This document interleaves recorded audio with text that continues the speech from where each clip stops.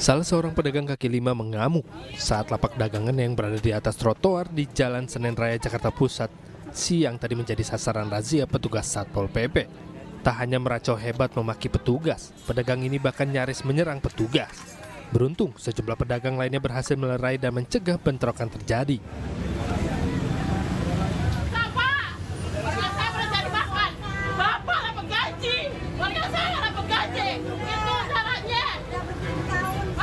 Aksi protes keras juga dilayangkan seorang wanita pedagang saat mendapatkan giliran ditertibkan. Dirinya tidak terima dengan razia yang dilakukan saat bulan suci Ramadan karena sangat mengganggu ketenangan. Selain tidak adanya surat peringatan sebelumnya, kemarahan pedagang juga disebabkan tidak adanya pemasukan untuk memenuhi kebutuhan puasa dan lebaran nanti. Pemberitahuan mendingan kali 2 kali baru ini kagak boro-boro. Jadi langsung ditindak itu, Bu, diangkut gitu, Bu? Iya, mau langsung diangkut. Meski menuai reaksi protes keras dari pedagang, namun petugas mengaku terpaksa melakukan razia mengingat telah dikuasainya trotoar jalan oleh para pedagang. Tujuannya untuk mengembalikan wajah ibu kota yang rapi, nyaman, dan bersih selama bulan suci Ramadan. Jadi terdapatnya para pelaku atau warga yang menempati trotoar maupun badan jalan, ya. Dan ini memang hal yang biasa tiap tahun, tapi sudah semakin semrawut. Buktinya kita lihat sendiri, lihat sampah di mana-mana, trotoar diokupasi, ya tentunya kita harus bertindak. Pada razia kali ini, petugas berhasil menjaring belasan lapak pedagang kaki lima yang langsung dievakuasi ke kantor wali kota Jakarta Pusat. Dari Jakarta, Rani Sanjaya, iNews melaporkan. Halo pemirsa, selamat malam. Apa kabar? Informasi remaja tewas terseret ombak di Makassar dan razia pedagang kaki lima di kawasan Senen, Jakarta menjadi pembuka jumpa kita malam hari ini di News Prime. Jelang penetapan hasil pemilu 2024, Polri menerjunkan ribuan anggotanya untuk menjaga keamanan. Sementara setelah penantian 30 tahun, Indonesia kembali berbangga karena menjadi juara umum kejuaraan bulu tangkis internasional All England 2024. Saya Anisha Dasuki, inilah News Prime selengkapnya.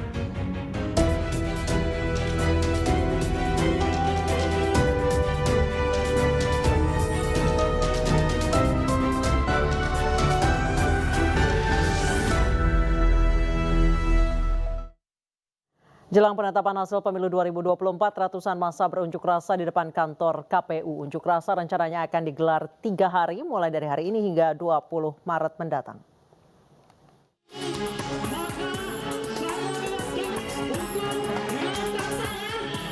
Massa dari berbagai kalangan berkumpul di depan gedung Komisi Pemilihan Umum pada hari ini. Massa yang menamakan diri sebagai bagian dari Aksi Nasional Gerakan Masyarakat Sipil Selamatkan Demokrasi Indonesia berunjuk rasa memprotes dugaan kecurangan pemilu 2024. Massa menilai kecurangan pemilu 2024 ini sangat jelas terlihat dan sangat masif. Yang orang tuli bisa mendengar, yaitu tuntutan tolak pemilu curang.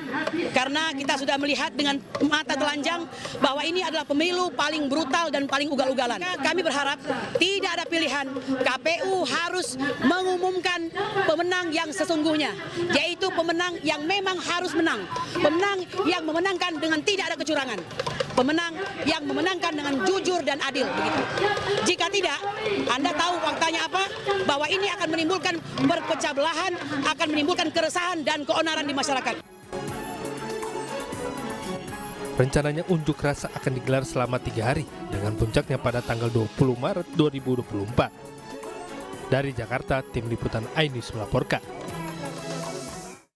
Komisi Pemilihan Umum akan segera mengumumkan hasil rekapitulasi perolehan suara nasional pemilu 2024. Saat ini tersisa 5 provinsi yakni Jawa Barat, Maluku, Papua, Pegunungan, dan Papua Barat yang belum selesai rekapitulasi suara nasionalnya.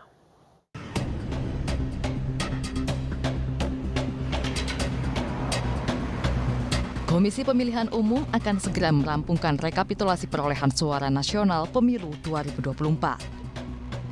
Total, KPU telah menyelesaikan penghitungan perolehan suara di 33 provinsi. Tersisa 5 provinsi yang masih dalam proses rekapitulasi, yakni Jawa Barat, Maluku, Papua, Papua Pegunungan, dan Papua Barat. Dari hasil rekapitulasi di 33 provinsi yang telah rampung, paslon Capres-Cawapres nomor urut 2 Prabowo Subianto Gibran Rakabuming Raka unggul di 31 provinsi. Sementara paslon Capres-Cawapres Anies Baswedan Muhaimin Iskandar unggul di 2 provinsi, yakni Sumatera Barat dan Aceh. Sedangkan paslon Capres-Cawapres Ganjar Pranowo Mahfud MD tercatat berada di peringkat ketiga dari hasil rekapitulasi KPU di 33 provinsi. Sementara untuk di luar negeri, sebanyak 127 PPLN telah melaksanakan rekapitulasi nasional. Data rincian perolehan suara pasangan calon presiden wakil presiden untuk PPLN. Pasangan calon nomor 1, 125110. Pasangan calon nomor 2427, berapa itu? 871. Pasangan calon nomor 3, 118385. KPU akan langsung mengumumkan penetapan hasil pemilu 2024 jika 38 provinsi terampung rekapitulasi nasional. Sementara itu, batas akhir penetapan hasil pemilu ialah 20 Maret 2024. Dari Jakarta, Tim Liputan iNews melaporkan. Sementara itu, Karopenmas Divisi Humas Polri, Brigjen Pol Truno Yudo Wisnu Andiko mengatakan situasi pasca pemilu 2024 masih aman. Polri telah melakukan pengamanan sesuai dengan aturan dan undang-undang. Alhamdulillah, situasi aman, terkendali, kemudian damai dan sejuk. Tentunya ini juga berkat seluruh elemen masyarakat bergandengan tangan bagaimana membuat suasana ini dan juga momentum bulan Ramadan adalah bulan berkah. Itu rekan-rekan yang bisa kami sampaikan. Dinamika setiap perkembangan pada tahapan pemilu, rekan-rekan media juga monitor ya. Tentu yang disampaikan tadi terkait dengan penyampaian atau kebebasan mengungkapkan pendapat di muka umum tentu telah diatur dalam peraturan undang-undang ya. Artinya segala Wacana hak angket dugaan kecurangan pemilu tidak kunjung terwujud. Koalisi Perubahan pengusung Capres Anies Baswedan berencana mengusulkan hak angket lebih dulu. Sementara PDI Perjuangan masih menyusun naskah akademik sebelum menggulirkan hak angket di DPR RI.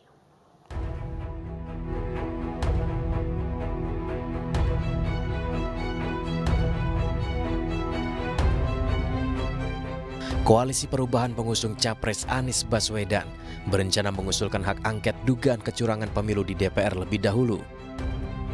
Ketiga parpol itu adalah Partai Nasdem, PKB, dan PKS.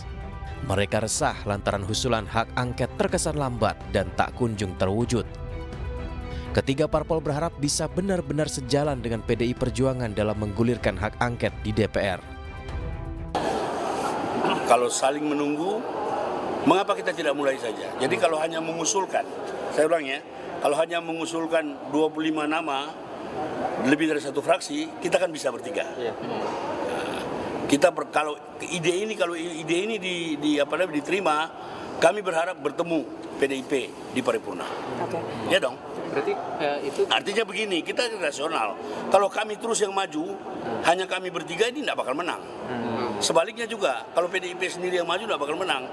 Tapi kalau tunggu-tunggu begini nggak ada yang mulai, kami akan ajukan usul. Para sekjen akan ajukan usul kepada pimpinan. Bagaimana kalau kita mulai, pengusulannya kita yang mulai, tiga partai ini. Sementara itu, PDI Perjuangan telah menyusun naskah akademik sebanyak 101 halaman terkait implementasi sejumlah undang-undang yang berbau penyalahgunaan kekuasaan dan pelanggaran hukum. Naskah disunting langsung oleh Cawapres nomor urut 3, Mahfud MD. Menurut Mahfud, Ketua Umum PDI Perjuangan Megawati Soekarno Putri serius mengawal hak angket meski tidak turun tangan langsung. Tadi saya katakan Bu Mega itu bukan tidak mau memimpin. Jangan dibilang Bu Mega diajak memimpin lalu tidak, bukan. Bu Mega itu mau. Tetapi ini belum saatnya karena perkembangan politik itu masih dinamis. Masih banyak yang akan terjadi. Jadi Bu Mega itu menganggap untuk angket dan hukum itu langsung jalan aja, lurus, tegas gitu. Tapi itu sebenarnya belum perlu turun tangannya Bu Mega untuk memimpin itu. Bu Mega masih menunggu situasi yang lebih konkret dilihat dari berbagai aspek. Jadi jangan ditulis Bu Mega tidak mau memimpin angket. Belum turun, itu urusan angket itu urusan teknis anggota DPR. Belum lama ini 50 tokoh masyarakat dari berbagai kalangan juga mendorong para ketua umum parpol untuk segera mengajukan hak angket. Mereka menulis surat kepada Ketua Umum PDI Perjuangan, Ketua Umum PKB, Ketua Umum Partai Nasdem, Sekjen PKS, dan Ketua Umum P3. Hak angket adalah salah satu hak yang dimiliki DPR untuk menyelidiki pelaksanaan undang-undang atau kebijakan pemerintah yang menyangkut hal penting, strategis, dan berdampak besar bagi bangsa, negara, dan rakyat. Meski hak angket tak bisa serta-merta mengubah hasil pemilu, namun hak angket diharapkan bakal membuktikan adanya praktik kecurangan dalam pemilu. Tim Liputan iNews melaporkan.